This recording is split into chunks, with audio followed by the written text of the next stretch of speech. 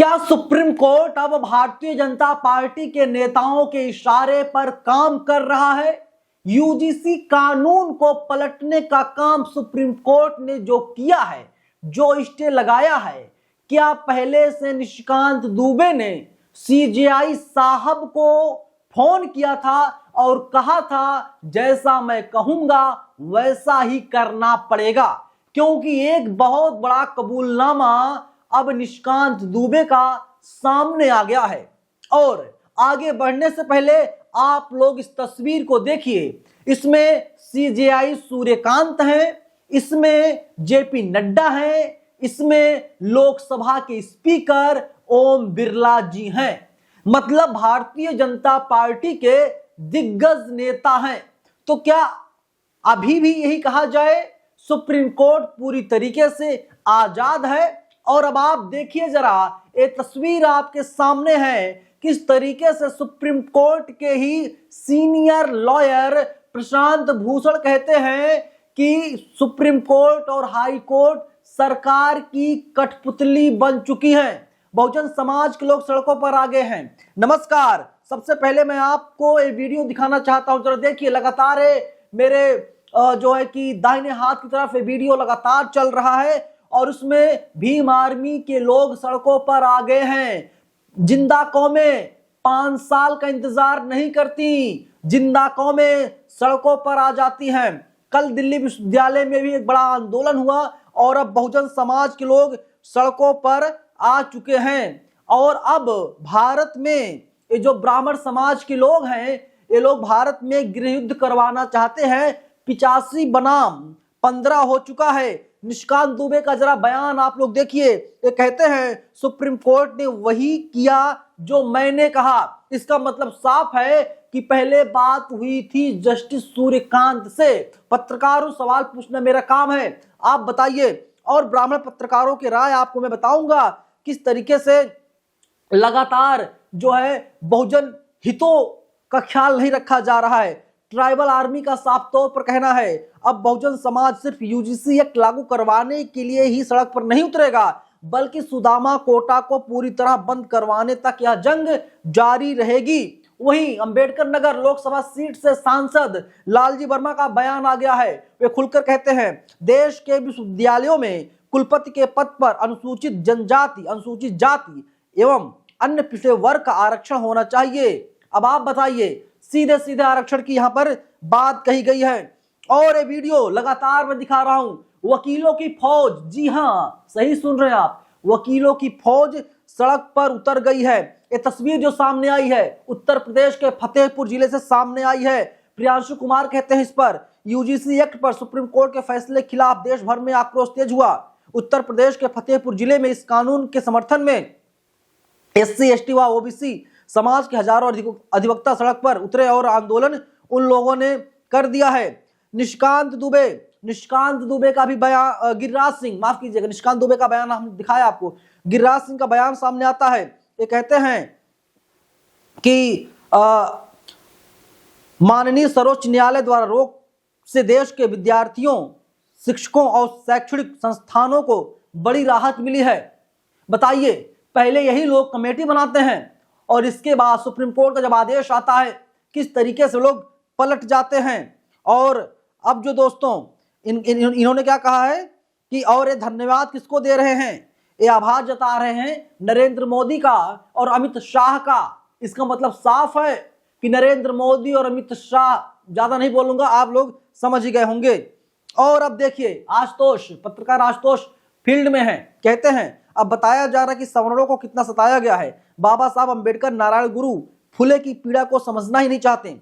एक यूजीसी नियम ने सारी पोल खोल दी, सबको अपनी जात याद दिला दी, सबके मुखौटे नोच दिए गए हैं। बहुजन समाज सड़कों पर उतर करके आंदोलन का ऐलान कर चुका है और अब ये लोग पगला गए हैं। और एक जहरीली एंकर है चित्रा त्रिपाठी, उसने तो बदतमीजी की सारी हदों को उसने पार कर दिया है। आप सही सुन रहे हैं, बदतमीजी की सारी हदों को उस लेडी ने पार कर दिया है। ये कहती है ठाकुर पंडित जीते बंटवारे वाले पीछे। अरे पूर्व अग्रवाल चित्रा त्रिपाठी एक महिला हो, सम्मान करता हूं, लेकिन इसका मतलब ये नहीं है तुम हमारे सर पर सवार हो जाओगी। तुम क्यों बांटने की बात कर रही हो, काटने की क्यों बात कर रही हो? ठाकुर पंडित जीते।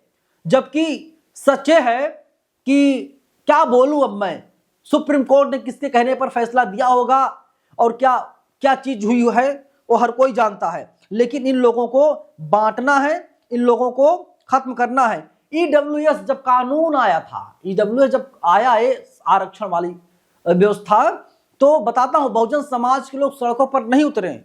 7 जनवरी 2019 को कैबिनेट ने प्रस्ताव को मंजूरी दी। 8 जनवरी 2019 को लोकसभा में बिल पेश और पारित हुआ। 9 जनवरी को राज्यसभा में पारित हो गया। 12 जनवरी को रामनाथ कोविंद ने स्वीकृति दी और गजट में प्रकाशित कर दिया। 14 जनवरी 2019 कानून प्रभावी हुआ और लागू हो गया। मतलब एक हफ्ते के भीतर ईडब्ल्यूएस लागू हो गया था, कोई भी आंदोलन नहीं हुआ। क्यों? बहुजन समाज के लोगों ने कहा चलो ठीक है यार, तुम 3% हो, 10% आरक्षण ले जाओ, हमें कोई दिक्कत नहीं है। ओबीसी के साथ यहाँ पर खुलेआम नाइंसाफी हो रही है, दलितों के साथ नाइंसाफी हो रही है, और सरकार की मंशा क्या है अब वो जग जाहिर हो गई है, और अब इस देश में गृह युद्ध करवाने की पूरी तैयारी शुरू हो गई है। पहले ब्राह्मण समाज के लोग सड़कों पर आए, अब आपको मैं समझाता हूं पूरी क्रोनोलॉजी क्या है। किसान आंदोलन लंबे समय तक हमारे देश में चला, लगभग 750 किसान इसी देश में शहीद हो गए। इसके बाद सरकार आती है, नरेंद्र मोदी आते हैं, रोने लगते हैं, लेकिन सुप्रीम कोर्ट ने कोई अंतरिम रोक नहीं लगाई थी। सुप्रीम कोर्ट ने ये नहीं कहा कानून को निष्प्रभावी किया जाता है। सुप्रीम कोर्ट चुप रहा, खामोश रहा, शांत रहा, लेकिन यहां पर 2-3 दिन भी नहीं बीता, सुप्रीम कोर्ट जो है वो कहता है कि ये जो कानून है ठीक नहीं है। 19 मार्च तक के लिए रोक दिया जाता है, अंतरिम रोक लगा देता है सुप्रीम कोर्ट। 19 मार्च 2026 को अगली सुनवाई होगी। आप समझिए किस तरीके से हम लोगों को मूर्ख समझा जा रहा है। सुप्रीम कोर्ट को लग रहा है हम लोग मूर्ख हैं, हमारे पास जनेऊ नहीं है, इसका मतलब है हम लोग गोबर खाते हैं। अरे भैया, हम लोग भी अन्न खाते हैं, हम लोग अनाज खाते हैं, हमारे पास भी अक्ल है। चलिए अब सबसे महत्वपूर्ण कानूनी पॉइंट बताता हूं। अमूमन देखा नहीं गया है, दरअसल दोस्तों इस केस में ऐसा हुआ है कि जब वहां पर बहस चल रही थी अंदर, तो जो सरकार की तरफ से जो वकील थे, जिन्हें तुषार मेहता बोला जाता है, सॉलिसिटर जनरल, तो उन्होंने एक बार भी विरोध नहीं किया है, एक बार विरोध नहीं किया है। तो आप समझिए सरकार की मंशा साफ थी और पूरा जो है पिच दे दी गई उनको, दूसरे पक्ष को, ब्राह्मण समाज के लोगों को, और वे लोग उस पिच पर खेल गए। और इस तरफ से कोई ना तो बैटिंग कर पाया ना कोई बॉलिंग कर पाया, और हम लोगों को हार का सामना करना पड़ा है। और अब जो है पब्लिक प्रेशर अदालत पर आम जनता को बनानी होगी। और ओबीसी के लोगों, मैं खुल करके एक बात कह देना चाहता हूं, ये मुद्दा एससी एसटी का कम है, ओबीसी वालों का ज्यादा है। अगर आप लोग यूजीसी कानून को लागू नहीं करवा सकते तो जाकर के चुल्लू भर पानी में डूब करके मर जाओ यार, कोई मतलब नहीं है। इतनी जनसंख्या होने का कोई मतलब नहीं है। सरकार बनाते हो तुम, सरकार बिगाड़ते हैं ओबीसी के लोग, सब कुछ करते हैं हम लोग, और अगर हम लोग एक कानून को पास नहीं करवा पा रहे हैं, एक एक्ट को लागू नहीं करवा पा रहे हैं, तो थू है आपके ऊपर। मेरी बातें बुरी लग रही होंगी, लेकिन आपको समझना पड़ेगा। और जो ब्राह्मण सो कॉल्ड पत्रकार हैं, रवीश कुमार, पुण्य प्रसून वाजपेयी, साक्षी जोशी, अभिसार शर्मा, ये लोग इस पर नहीं बोलेंगे, और आप लोग उन्हीं को देखते हैं। इन लोगों का बाइकआउट कीजिए, सरकार पर पब्लिक प्रेशर बनाइए। 2027 में चुनाव है, 2026 में भी कई राज्यों में चुनाव है, दिखा दीजिए आपकी औकात क्या है, आपकी हैसियत कितनी है, वरना आपके पीठ को पायदान समझ लिया जाएगा। पहले भी हजारों सालों से ये जो 2-4-6% है, यही लोग आपके ऊपर राज करते आए हैं, और फिर से लोग राज करना चाहते हैं। और अगर ये खत्म हुआ, सरकार ने विड्रॉ किया इस कानून को, तो आप यकीन मानिए एससी एसटी एक्ट खत्म होने जा रहा है हमेशा हमेशा के लिए। चाहे जितना जोर लगा लेना, कुछ नहीं कर पाओगे। यही मौका है मर्दानगी साबित करने का। अनुसूचित जाति अनुसूचित जनजाति एक्ट को भी सुप्रीम कोर्ट से खत्म करवाया गया था।